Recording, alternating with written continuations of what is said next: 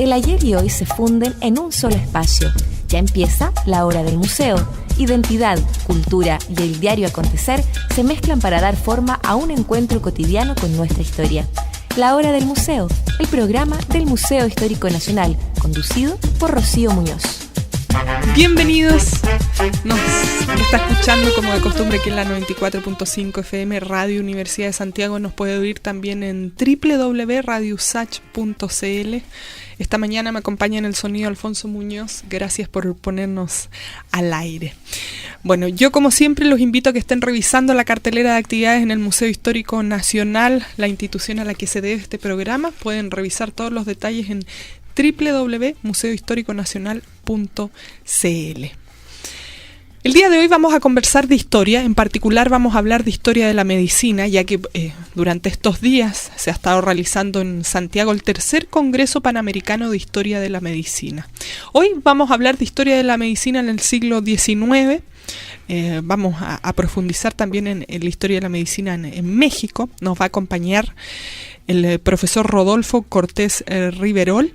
Él es profesor de tiempo completo en la Facultad de Medicina de la Universidad Autónoma de Puebla. Es médico, tiene maestría y doctorado en historia. Es presidente de la Sociedad Mexicana de Historia y Filosofía de la Medicina. Antes de empezar a conversar con Rodolfo, los dejamos en compañía de la música y ya iniciamos esta entrevista.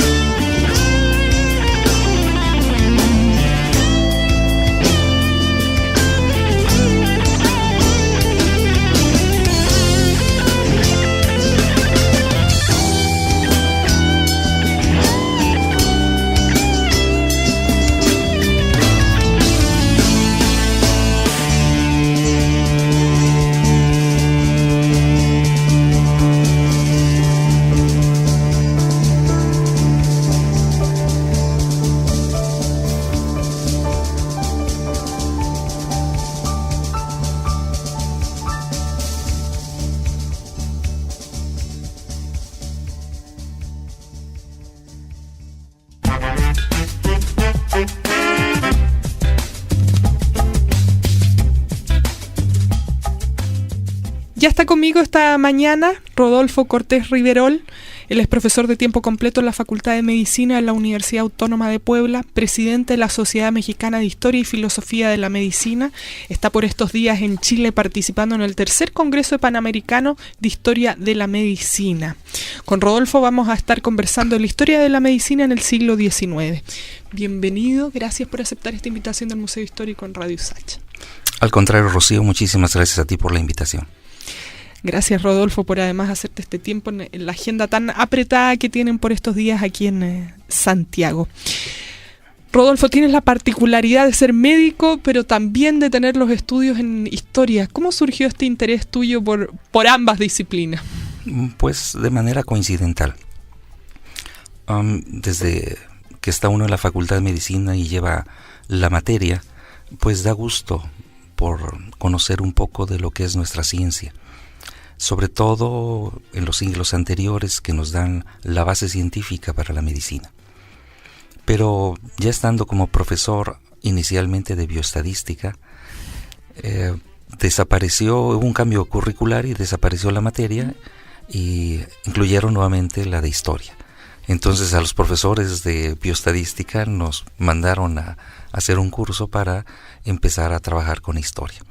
Fue tanto el agrado que, decidí hacerlo con profesionalismo y por eso estudié la maestría y el doctorado para dar las clases de Historia y Filosofía de la Medicina.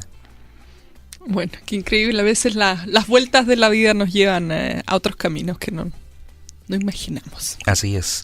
Pero de esto ya tenemos cerca de 20 años y hoy día no me arrepiento para nada de haber entrado a esta área.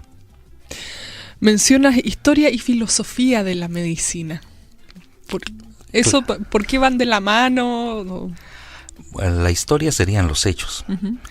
Sin embargo, hay Kant, por ejemplo, uh-huh, dice que los hechos son irreconocibles, jamás podrán ser contados tal como ocurrieron, uh-huh, en verdad. De ahí que lo importante de la historia es pensarla, uh-huh, no como la pensaron los que la vivieron. En el futuro, o para nosotros en el pasado, hay que repensarla y obtener de ahí una experiencia que nos sirva para nuestro futuro. De tal manera que cómo fue que ocurrieron algunos hechos que se dieron en la medicina, algunos casuales, algunos por investigación, algunos por la experiencia. Y mucho de esto lo vivimos los médicos cuando estamos en la práctica clínica. Cuando nos encontramos en comunidades alejadas, fuera de los hospitales, y entonces tenemos que repensar, saber qué fue lo que ocurrió en el pasado y cómo volver a utilizarlo en el presente. Y este ejercicio de repensamiento de la historia, de repensamiento de la ciencia, eso es lo que nos hace científicos. Me voy a quedar pensando en esto que dice Rodolfo. Bueno, quiero aprovechar, antes de que sigamos avanzando en la conversación, de comentarles a nuestros amigos que Rodolfo ha tenido la gentileza de traer unos ejemplares del libro de la asistencia a la atención médica, Memoria de 4 hospitales en Puebla, un libro muy bonito. Yo lo he estado revisando aquí además con unos relatos muy entretenidos, así que desde ya los invito a que comiencen a participar por este libro. Pueden enviarnos un mensaje al correo radio@usach.cl o bien escribirnos en las redes sociales. En Twitter estamos como @lahora_del_museo, en Facebook nuestra página se llama La Hora del Museo. Rodolfo, estás aquí en Chile para presentar el tema de la historia de la medicina en el siglo XIX. Hoy día pensamos en medicina, inmediatamente uno se imagina tecnología, ¿no? Pero ¿cómo era esa medicina del siglo XIX? De partida me imagino que no sé si se estudiaba medicina entonces. ¿Cómo se hacía? ¿Cómo se mostraba todo este mundo de la medicina? Bueno, primero te diré que mi línea de investigación es la educación médica en el siglo XIX. Eso es a lo que me dedico. Está relacionado con el que sea profesor de una facultad, uh-huh, de medicina. ¿Cómo enseñaban la medicina en los siglos anteriores? Lo más cercano es el XIX, porque disponemos de muchísimas fuentes, libros, revistas, mucha literatura. En el siglo XIX acaba de ocurrir la Revolución Francesa Y en la Revolución Francesa hubo una matanza de médicos de manera impresionante, porque los médicos pertenecían a las clases elevadas. El hecho de que desaparecieran este tipo de médicos formados en la universidad implicó un nuevo modelo, la búsqueda de un nuevo modelo de formación. Y ese modelo se va a empezar a dar en los hospitales. Ya no en los claustros universitarios, sino en los hospitales. De ahí que la medicina se vuelve mucho más práctica que teórica. No se descuida la parte teórica, pero sí debe de estar íntimamente ligada al cuidado y a la observación de los pacientes. Este nuevo modelo francés, que va a ser hegemónico prácticamente de todo el siglo XIX, implicó que llega a España y de España nos llega a nosotros a México de manera muy temprana. Puebla, una ciudad muy española, imita o trata de imitar rápidamente el modelo. Y a través de su único hospital grande, había hospitales pequeños, pero el grande que tenía Puebla, pues rápidamente quieren estar a la altura del Hôtel Dieu de París, de manera que empiezan a formar a sus médicos y cirujanos dentro del hospital, siempre tratando de competir con las estadísticas que mandaban de Francia.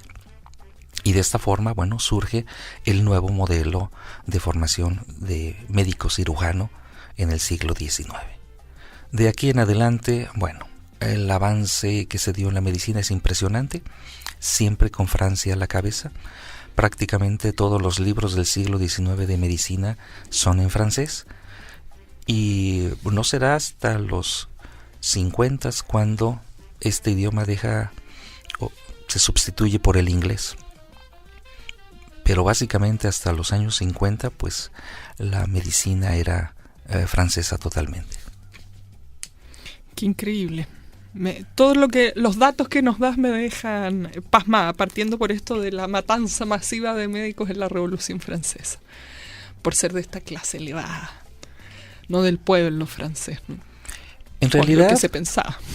Claro, en realidad, muchos de los que hoy somos médicos no lo hubiéramos podido ser en el siglo XVIII, por ejemplo, donde se exigía, entre muchos otros requisitos, por ejemplo, la pureza de sangre. Que en 3 generaciones anteriores no existiera en tu sangre ni antecedentes judíos, ni antecedentes moros, y para el caso de los mexicanos, ni antecedentes indios.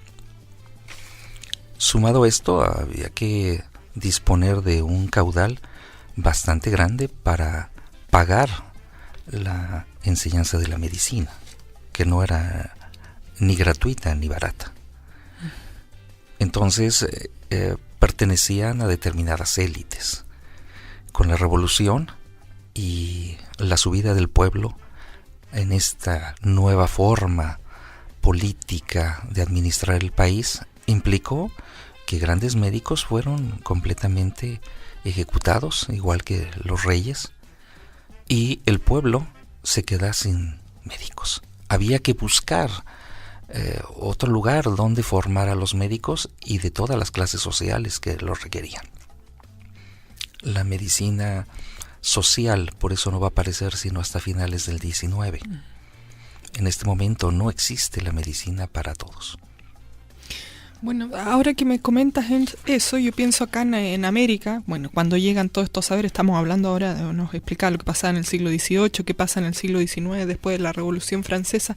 ¿Qué pasa con los saberes que habían en México, por ejemplo, con una cultura riquísima,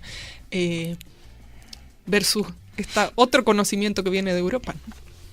Claro, y este conocimiento es necesario, y estos personajes son necesarios. Tan necesarios que se hacen parte de la cultura. Incluso hoy es difícil luchar, por ejemplo, lucharlo entrecomillado, contra las parteras empíricas. Uh-huh. Durante los años 80 del siglo pasado, siglo XX, yo participé en un programa del Instituto Mexicano del Seguro Social, que es la institución de salud más grande en nuestro país, en la cual quisieron quitar a todas las parteras empíricas y no se pudo. Terminamos en decir, bueno, sumémoslas al sector salud. Y entonces se hizo un censo de parteras. En la ciudad de Puebla en aquel entonces fueran 172. Y se les concentró para enseñarles una forma un poco más práctica y segura de la atención del parto. Pero no se pudieron acabar, ni se han acabado. Las parteras están ahí y forman parte de la tradición de muchos pueblos en toda la República Mexicana. No se pueden acabar, la gente las sigue. Y así como la partera está el huesero, está el hierbero y están muchísimos otros sanadores de prácticas tradicionales, que muchas veces, aunque las personas enfermas acudan al médico, no desestiman por ahí una sobada o una limpia o tomar un té, una infusión de alguna hierba que consideran que puede ser el complemento de su curación. Claro, van de todas formas donde el otro sanador. Bueno, aquí en Chile es un poco menos y se ha perseguido bastante más, pero por ahí continúan, sobre todo con los pueblos originarios, esos sanadores o esos personajes. Bueno, para otras culturas de América hay chamanes, bueno, aquí se le llama hierbatero. Y uno va a cualquier parte y va a encontrar un puesto de hierbas, yo creo. Eso es habitual para toda América, me parece. E incluso quiero decirte que el problema que ha tenido que enfrentar las instituciones médicas de salud ha sido la carestía de los medicamentos. El medicamento, de repente, con todo esto de los monopolios, los laboratorios, y que hace que cuando descubran una nueva droga tengan una propiedad sobre de ella y puedan manejar un costo muy elevado, que si bien les reditúa mucho dinero, no significa que esté al alcance de la mayoría de la población. Esto hace que, bueno, se busquen otras alternativas, sobre todo para la medicina social. Y el mismo Instituto Mexicano del Seguro Social aceptó, porque se han estudiado durante muchísimos años en México las propiedades medicinales de las plantas, aceptó que en muchas clínicas hubiera un pequeño jardín donde se cultivaran algunas de las plantas que se conocen y que tienen cierta propiedad, y que la misma población ayuda a cultivarlas. De tal manera que si el médico en un momento determinado no tuviera un medicamento, pueda hacer uso de las plantas. Igual que el diccionario farmacéutico de los medicamentos, hay un diccionario de plantas, de cuál es su acción, cómo se debe de preparar la planta y la dosis a la que se debe recomendar.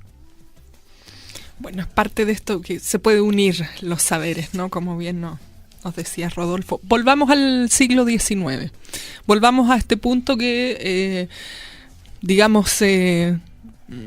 trata de hacer un poco más igualitario el acceso a poder ser médico.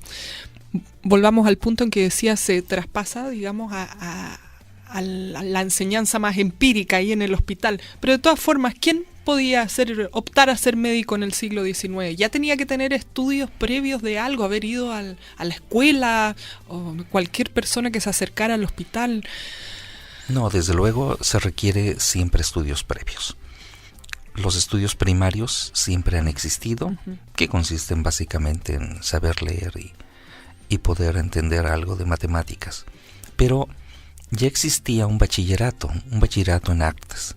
Y este bachillerato en artes es algo similar a lo que hoy sería una escuela preparatoria, antes de entrar a una licenciatura. También, como el modelo era francés, se exigía que se supiera francés, aunque la mayoría no cumplían el recurso.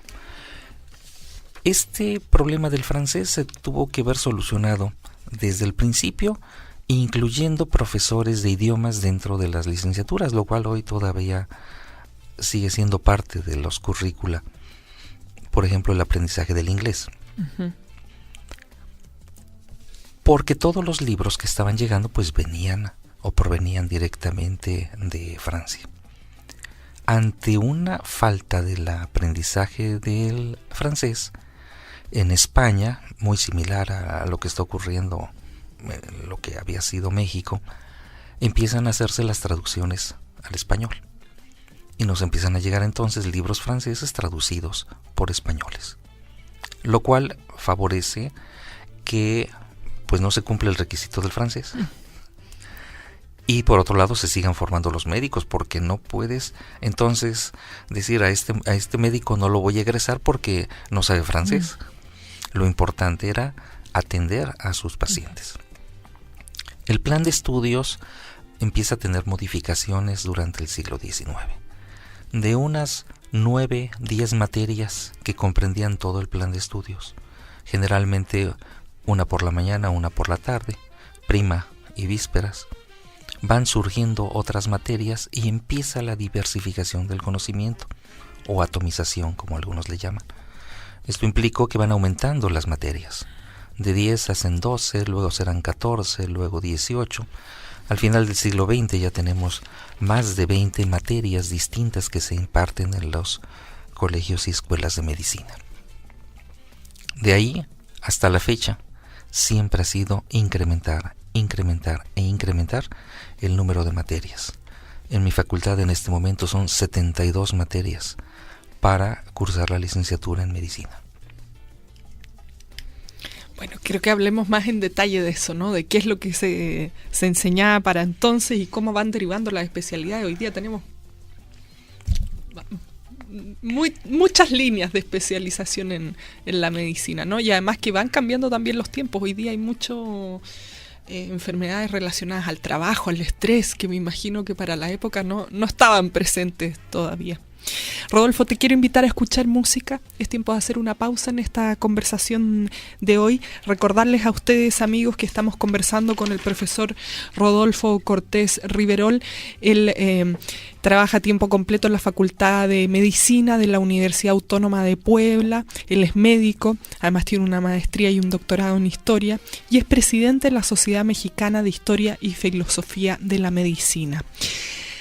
Recuerden que el día de hoy estamos sorteando unos ejemplares del libro de la asistencia a la atención médica, cortesía que nos ha traído aquí el profesor Cortés, unos lindos libros con historias acerca de la medicina en la época colonial, en el siglo XIX también, que es nuestro tema central del día de hoy aquí en el programa.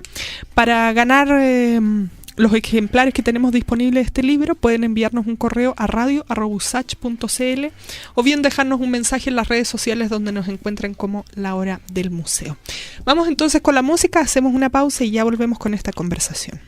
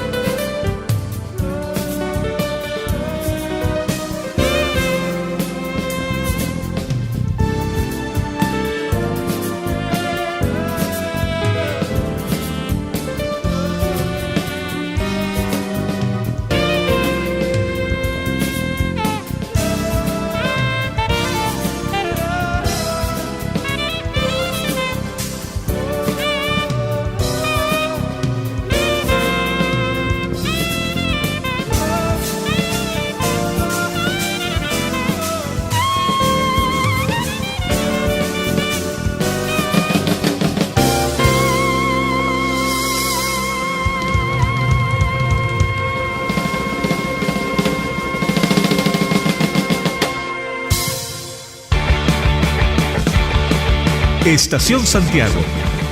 Un espacio de cruce para comenzar con buen ánimo el viaje de tu día. Música, datos, café, conversaciones y paisajes en movimiento. De lunes a viernes cuando el reloj marque las 9 por la 94.5 FM y radiousach.cl.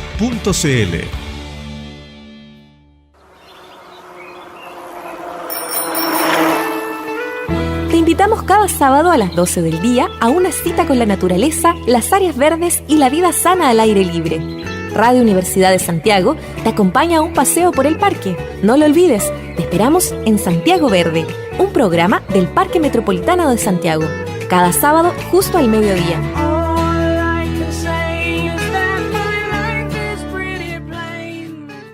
Radio Universidad de Santiago, una radio analítica con amplia participación de especialistas. 94.5 FM, 124 AM y www.radiousach.cl.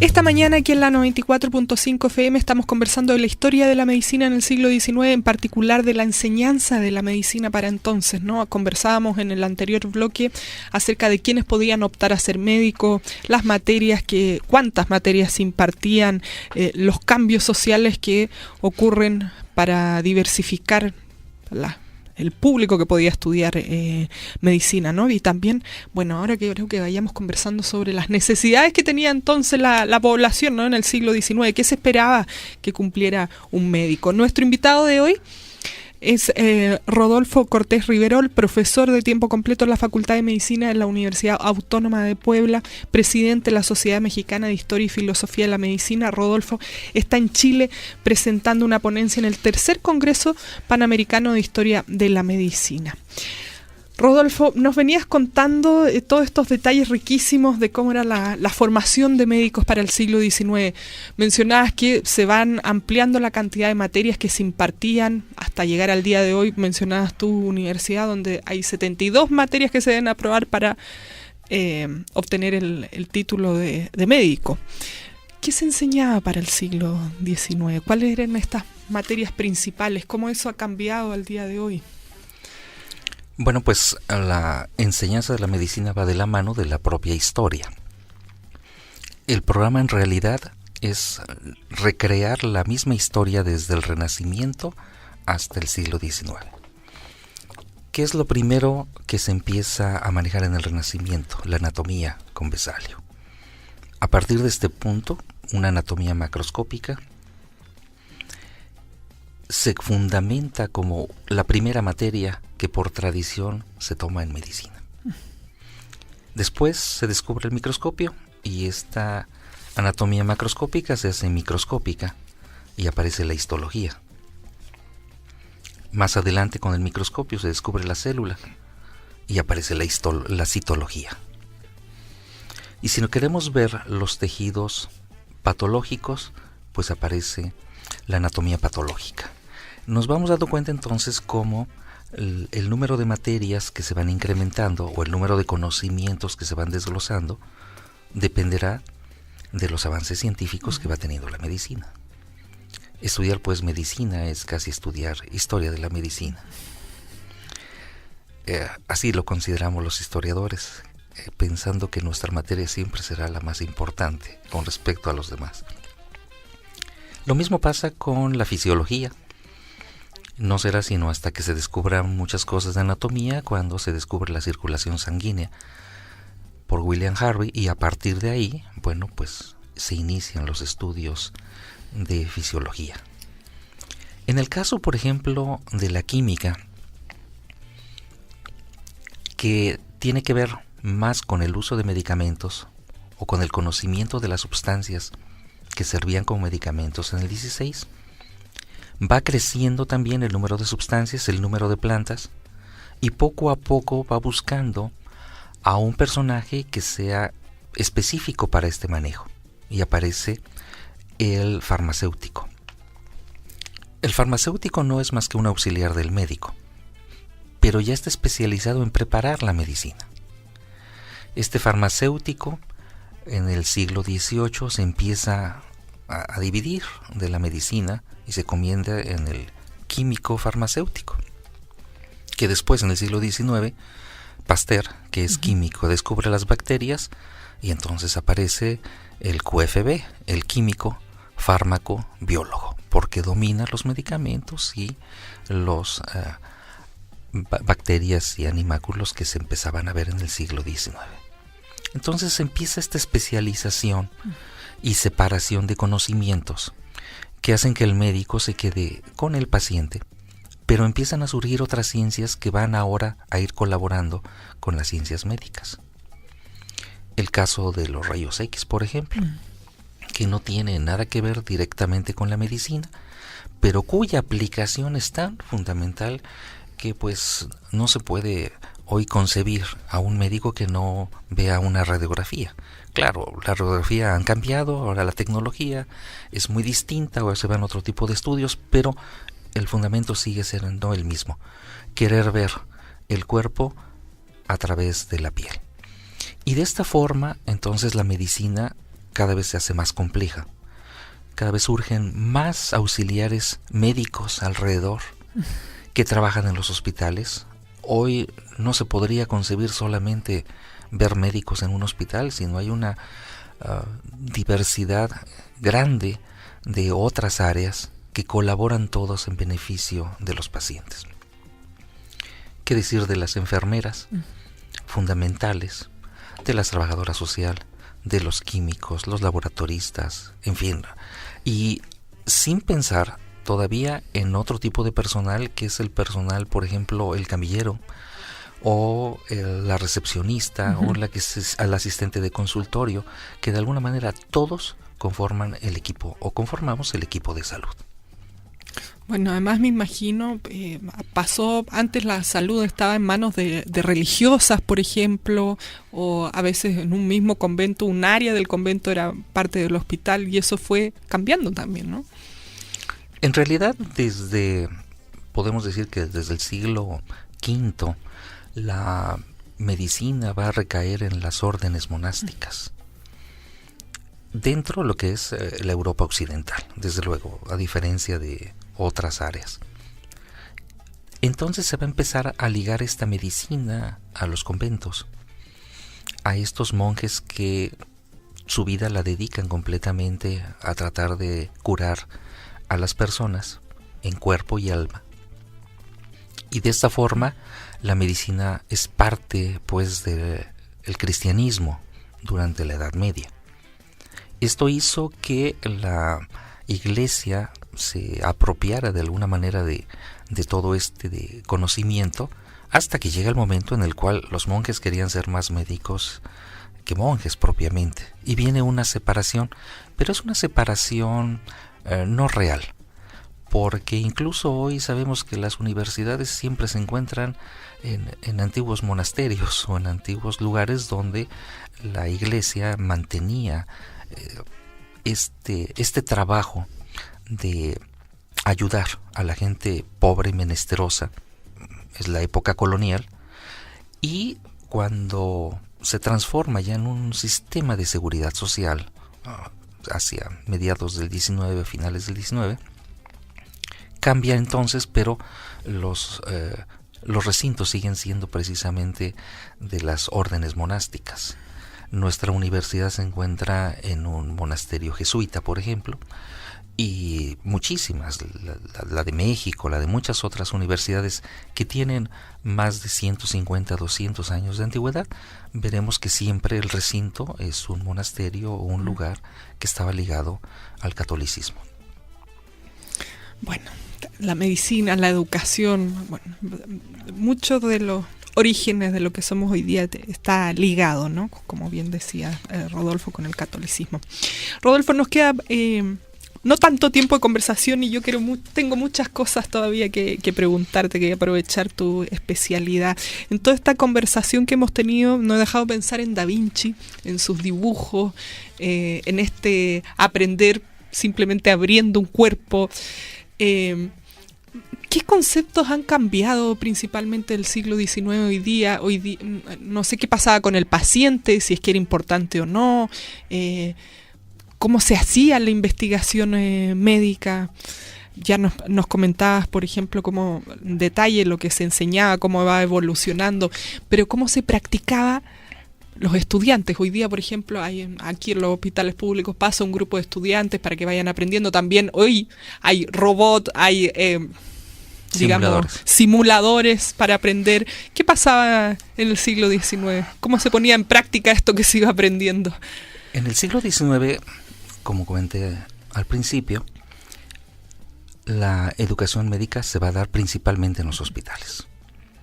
Dentro de los hospitales se busca un espacio para la teoría, un aula, pero una vez que termina la teoría, trabajo hospitalario.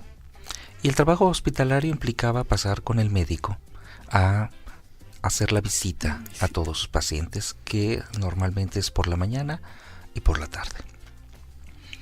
Una vez que terminaba la visita y el médico daba algunas indicaciones que se deberían cumplir, a cada estudiante se le exigían historias clínicas de los pacientes que ya estaban hospitalizados.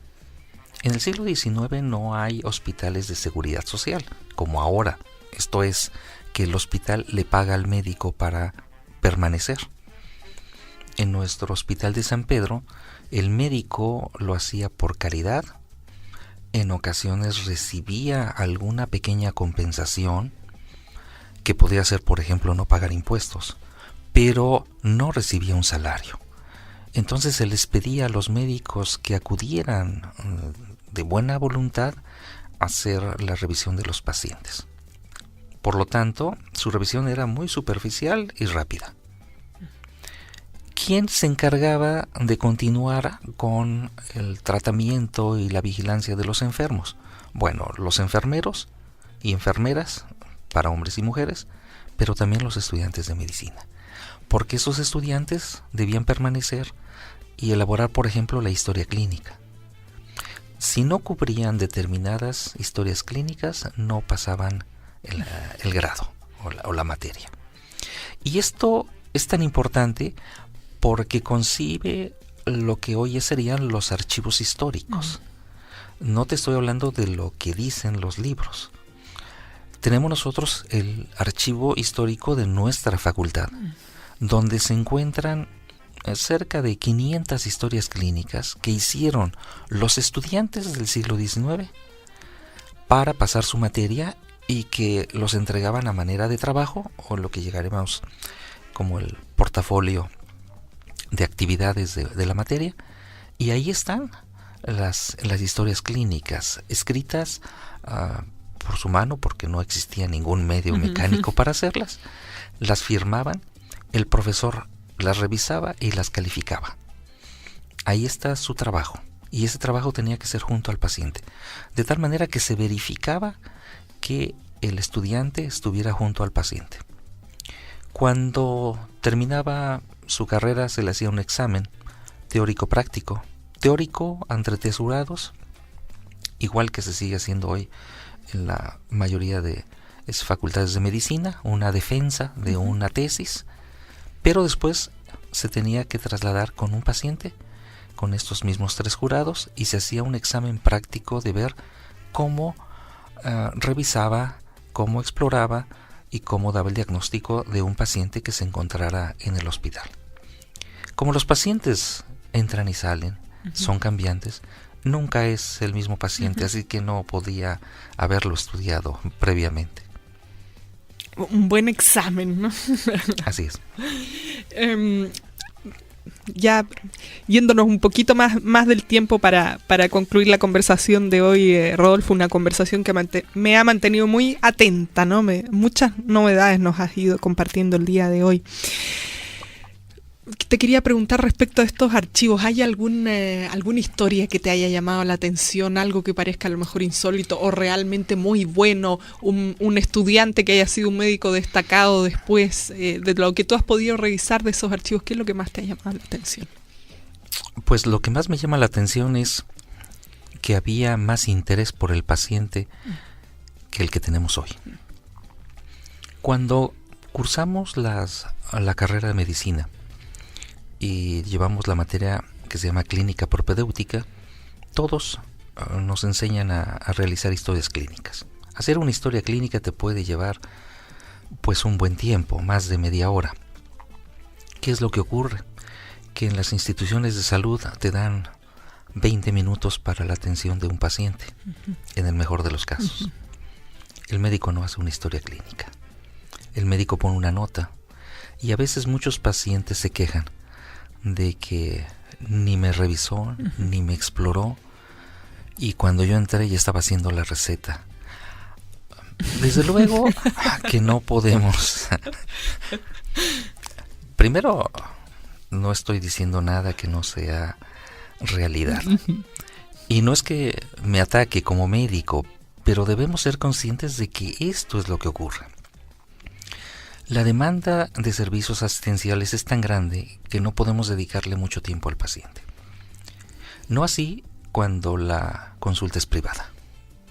Cuando la consulta es privada y vas a ver un médico a su consultorio, entonces te dedica mucho más tiempo, pero porque le estás pagando. En la seguridad social te dedica muy poco tiempo. No significa que sea malo, pero esto es lo que va dando la experticia del médico, o sea, su experiencia. Efectivamente, después de ver tantos pacientes, nosotros empezamos a tener buen ojo clínico. Claro. Y el ojo clínico implica que podemos, a través de signos, nosotros observar a nuestro paciente y mediante 2 o 3 preguntas que consideramos clave, orientarnos hacia un diagnóstico. La otra situación es que tampoco en una consulta se soluciona un problema. Generalmente trabajamos con una segunda, una tercera, una cuarta consulta, lo que no ocurría en el siglo XIX. En el siglo XIX generalmente esto no ocurría, las subconsultas y estar el paciente revisándolo en una forma periódica no ocurría.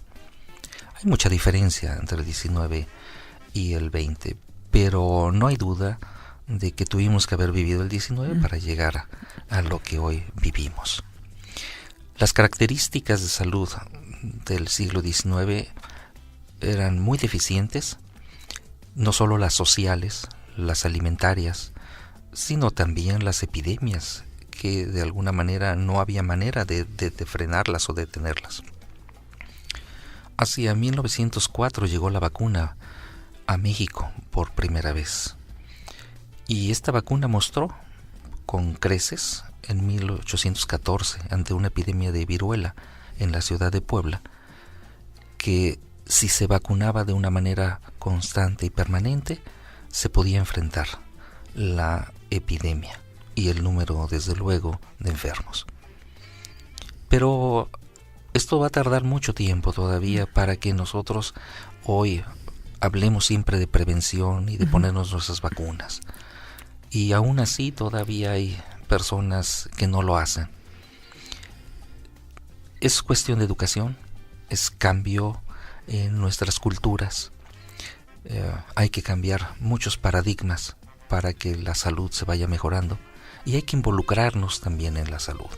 Ya el médico no puede ser el responsable de la salud de los pacientes. Son los pacientes los que deben ser responsables de su propia salud y nosotros coadyuvamos a que cuando la pierden, pues la traten de recuperar.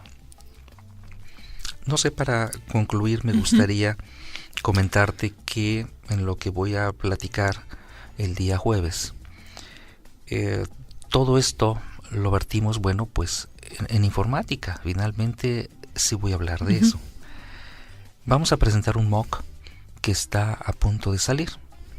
Un MOOC es un Massive Open Online Course, porque hay tanta demanda de estudiantes de medicina que los docentes ya no somos suficientes. O tenemos grupos muy grandes de alumnos, o no, simplemente no entran los alumnos a las facultades de medicina. Y esto, bueno, ha cambiado las cosas, que tenemos que irnos a los cursos en línea. no hay otra. Lo que vamos a presentar es un curso de 45 horas sobre la historia de la medicina del siglo XIX, que esperemos que esté lista para febrero en una plataforma. Y como lo dice el curso, es masivo, en línea, lo puede tomar no solamente un estudiante de medicina, sino cualquier persona. En cuanto esto esté listo, les haremos llegar la invitación para que lo visiten.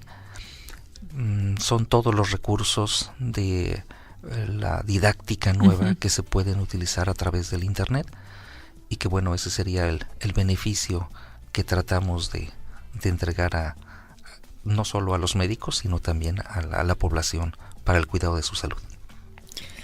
Qué cambio en esta enseñanza de la medicina, ¿no? Con este curso online. Bueno, vamos a estar atentos ahí entonces. Rodolfo, muchísimas gracias por haber venido a compartir con nosotros, por haber hecho este tiempo en tu agenda aquí en Santiago para participar del programa. Al contrario, muchas gracias a ti, Rocío, y desde luego un agradecimiento a la Universidad de Chile y a todos los que se encargaron de elaborar este tercer Congreso Panamericano de Historia y Filosofía de la Medicina. Gracias, Rodolfo. Bueno, y para ustedes todavía les quedan minutos para participar por uno de los ejemplares de la asistencia a la atención médica, este libro que contiene uno de los artículos de Rodolfo Cortés, nuestro invitado del día de hoy. Para participar por este libro pueden escribirnos al correo radio@usach.cl o bien dejarnos un mensaje en las redes donde nos encuentran como La Hora del Museo. Nos vamos a despedir con música. Nos volvemos a encontrar en la próxima emisión de este programa.